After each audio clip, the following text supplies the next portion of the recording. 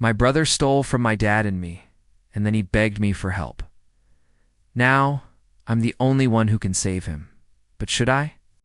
My name is Adam. I'm 29 years old, and this is my story. The problem with Michael started before we even met. Growing up, my mom worked long shifts as a nurse, and my dad struggled to keep our house together. When she met Michael at the bar she managed after work, he was everything she'd been missing, and I was still afraid of getting hurt. Michael wanted me to start training for the Golden Gloves, a nationwide amateur boxing competition. He thought I could win. Mom thought it was great. "Where are you?" she asked. "In London. Come home."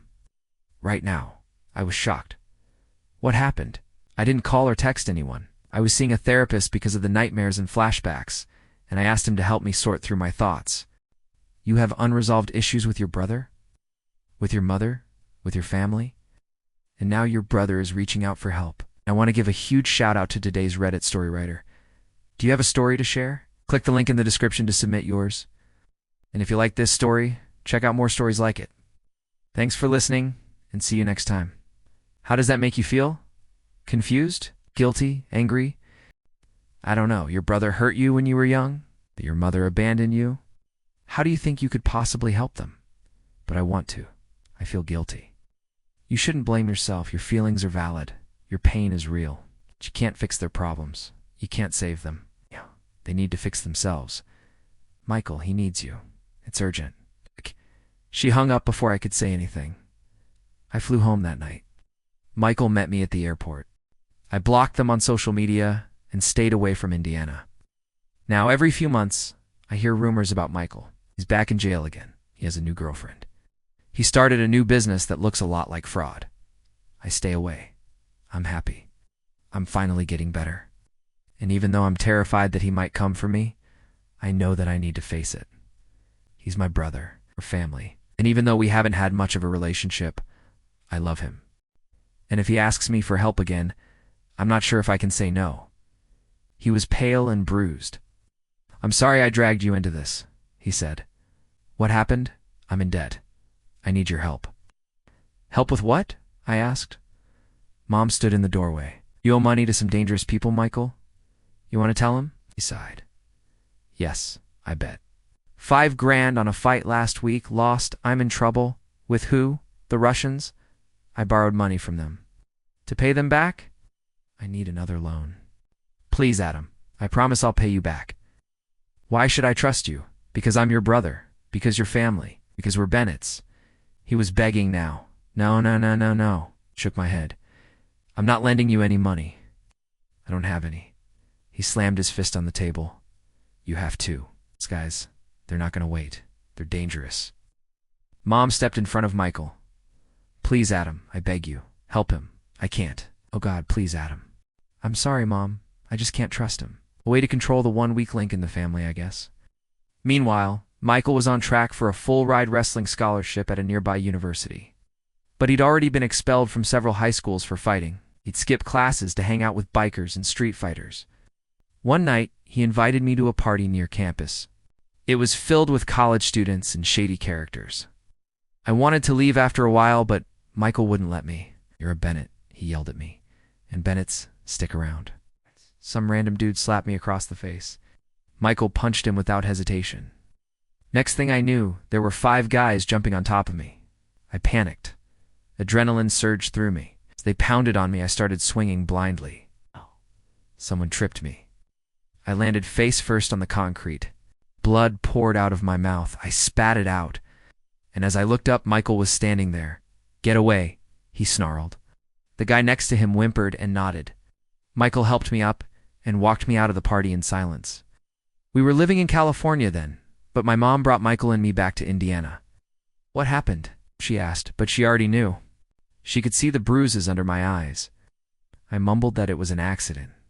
Then I went to my room. I was stunned. What had just happened? Who was I? Mom knocked on my door the next day. "Your brother wants to talk to you," she said. "About what?" "Says it's important." I walked into Michael's room. He was sitting on his bed, staring at the floor. "Are you done being a wimp?" he asked me. "You almost got killed yesterday. Why won't you fight?" I was furious. "It wasn't an accident," I shouted. "You set me up." He shrugged. Maybe, but you didn't have to go down like that. If you want to be part of this family, you need to grow some balls. Come train with me. Let's make you stronger. I hated myself for running away, but I did. I ran away from him. I spent the rest of high school hiding in my room. When I graduated, I went straight to college in Oregon.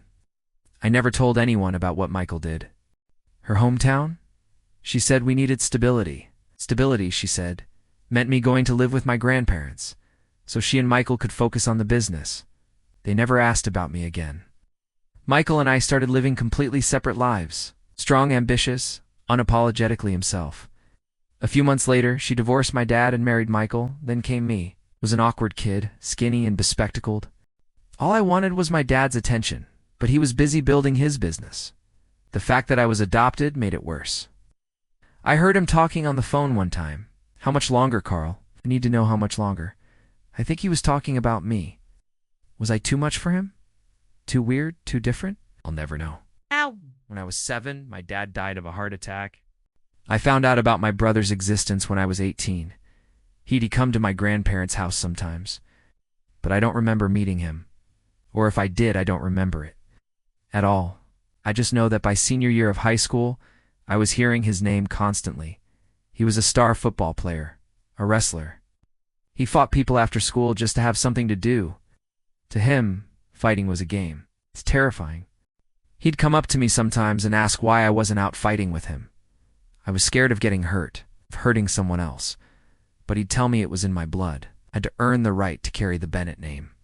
It didn't matter that I had my own last name. I was still a Bennett. He believed my dad had chosen to adopt me because I was strong, that I had potential. He wanted me to train and fight with him. It felt like a gang initiation.